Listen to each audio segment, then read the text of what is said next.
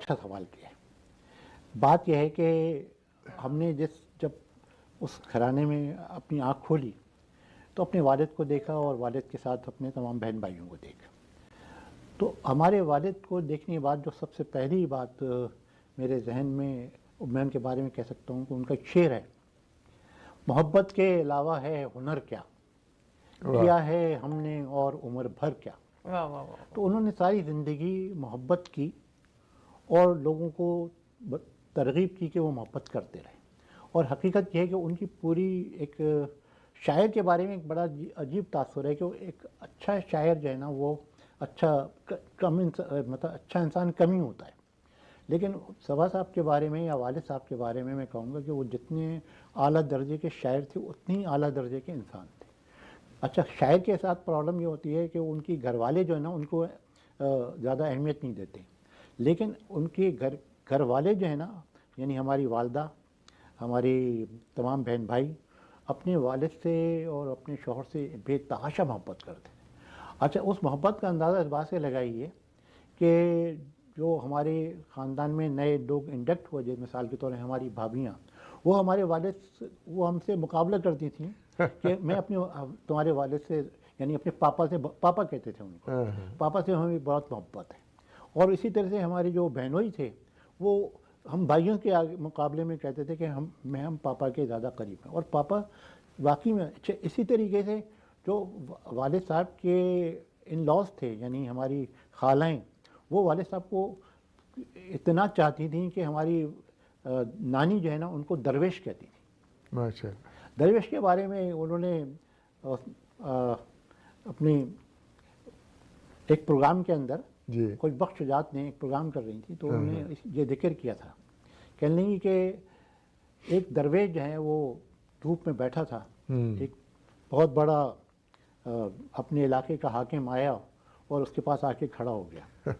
جب درویش نے آنکھ کھولی تو اس سے پوچھا کہ کیوں کھڑے ہو تم؟ تو اس نے کہا کہ مجھے بتائیے میں آپ کی کیا خدمت کروں، کہ بس اتنی خدمت کرو کہ میرے حصے کی دھوپ چھوڑ دو.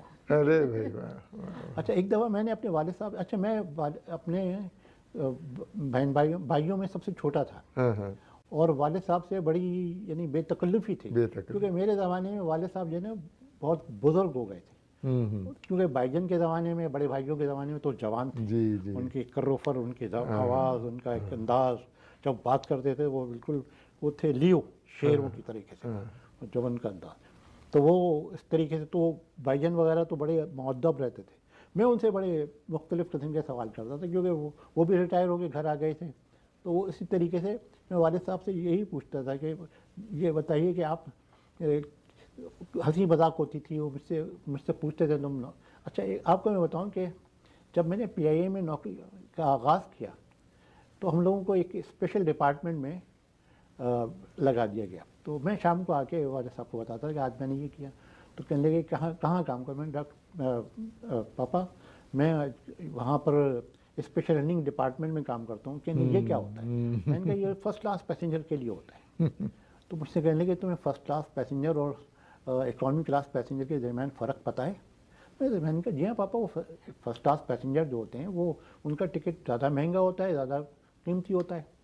یعنی اسی طریقے سے دنیا میں اللہ تعالیٰ نے دو طرح کی کلاس بنائی ہے، ایک فرسٹ کلاس لوگ ہوتے ہیں اور ایک اکانومی کلاس.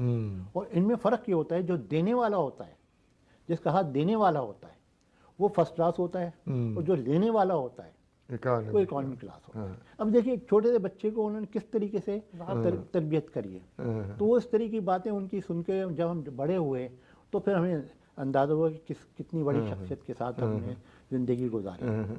اور تو حقیقت یہی ہے کہ وہ جب لوگ کہتے ہیں کہ اچھا ہمارے بڑے بھائی سلطان جمیل نسیم، وہ ان کا جب بھی انٹرویو ہوتا تھا تو وہ اپنے بارے میں کہوں والد صاحب کے سامنے، حالانکہ ان کو بھی 60 سال ہو گئے تھے افسانہ لکھتے ہوئے. ابھی میں اس کے بارے میں ذکر کیا، لیکن یہ کہ وہ جب ذکر کرتے تھے تو والد صاحب کا ذکر کرتے تھے کیونکہ وہ روحانی طور پہ ان سے بے تحاشا متاثر تھے. اچھا، صبا صاحب کی جو ہے وہ مطلب انہوں نے تو بے شمار جو ہے نظمیں، غزلیں اور مختلف اصناف سخن میں